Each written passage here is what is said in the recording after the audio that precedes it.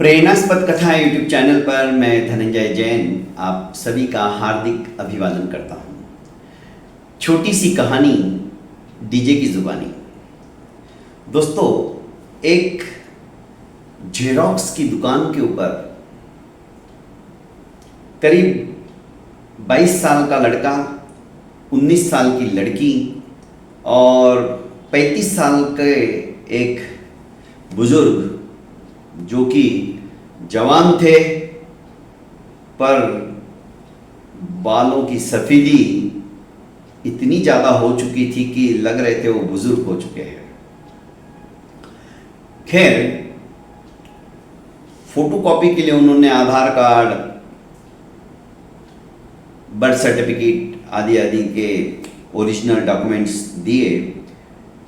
Xerox वाले ने कहा कि कितनी कॉपी निकालनी है।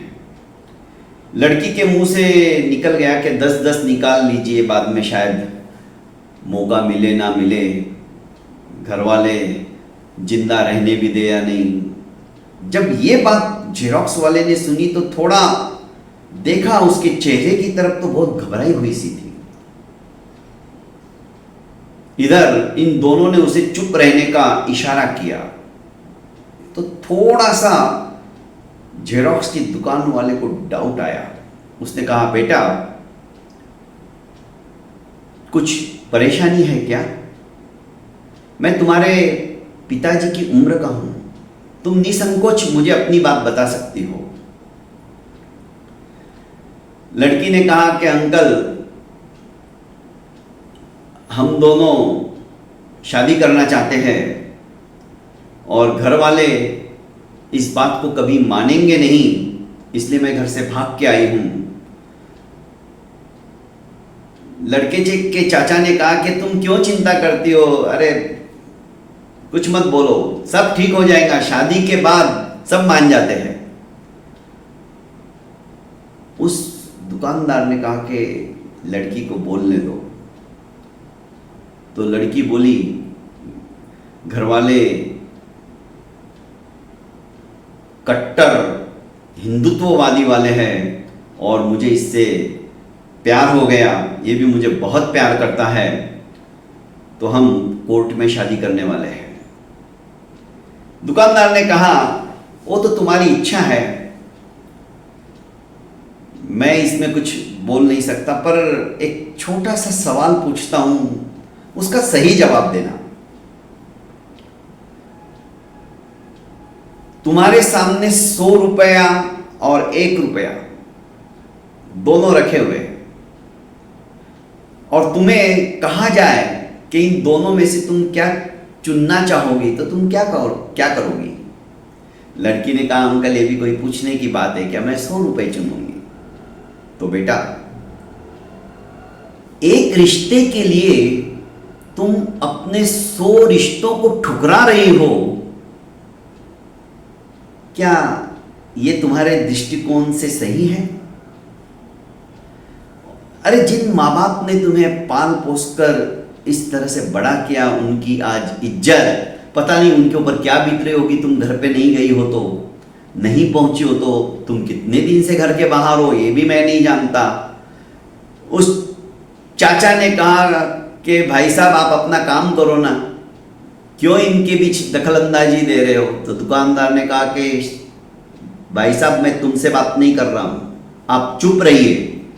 और आज यही कारण है कि प्यार का और प्रेम का झांसा देकर लड़कियां फंसाई जाती हैं। ये अभी समझदार है, थोड़ा बहुत इसमें दिमाग है, मैं इससे बात कर रहा हूं, तुम मुझे रोकने वाले कौन होते हो? दुकानदार का रुबाबदार चेहरा और उसका बोलने का ढंग निडर था, डरने वाला और डरपोक नहीं था। और आज ऐसे लोगों की जरूरत है, तो ही हमारा हिंदू समाज बच सकता है। आवाज उठाना सीखो। यदि तुम्हारे आवाज के अंदर दम नहीं है, यह मत सोचो कि वो दूसरे की लड़की है। हर हिंदू लड़की आपकी बहन बेटी है, आपकी इज्जत है। ये सोचकर यदि हिंदू समाज जागरूक होकर अपना कार्य करेगा ना, मजाल नहीं है कोई और आपके बच्चियों की तरफ उंगली उठाएगा या आंख उठाकर भी देखेगा।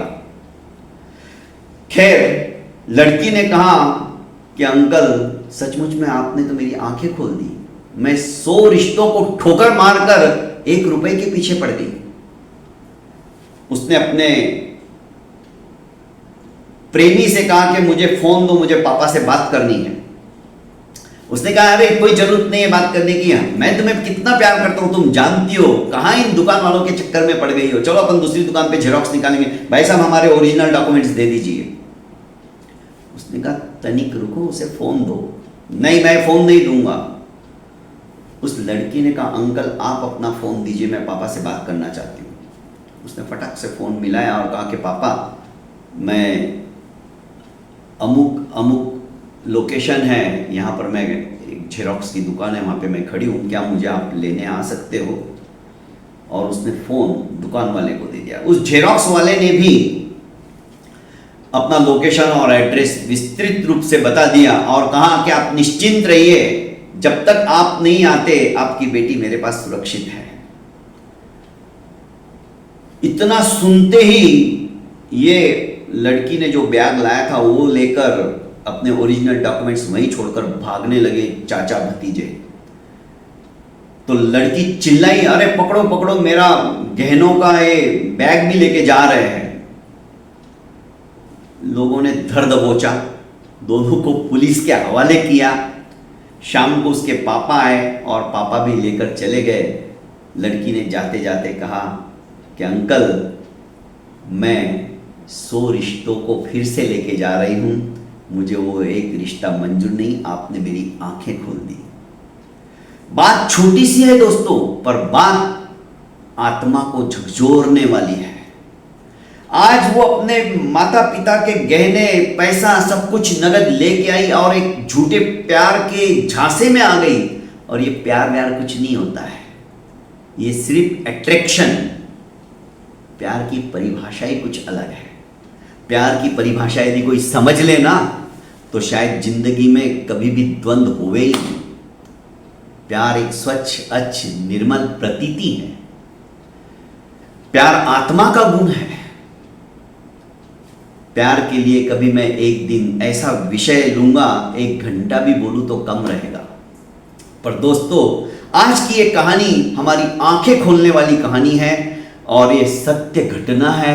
ऐसी कई घटनाएं रोज अखबारों के अंदर हमें पढ़ने को मिलती है। पुलिस स्टेशन में आप जाओगे, देखोगे एफआईआर के अंदर तो दुनिया भर के आपको मिल जाएंगे किस्से कथाएं। पर दोस्तों जब जिंदगी बर्बाद हो जाती है ना तो लड़की घर पे जा सकती है अपने और ना इधर रह सकती है। इसलिए मैं समस्त माताएं बहनों को और बेटियों को कहूंगा कि अपने आप को संभालो, अपना संस्कार और संस्कृति को ध्यान में रखते हुए अपने कदम उठाओ। कोई भी ऐसा काम मत करो जिससे कि तुम्हारे सारे रिश्ते चूर चूर हो जाए। उस एक रिश्ते के खातिर अपने सैकड़ों रिश्तों को मत जाने दो, मत टूटने दो। बहुत बहुत धन्यवाद। प्रणाम।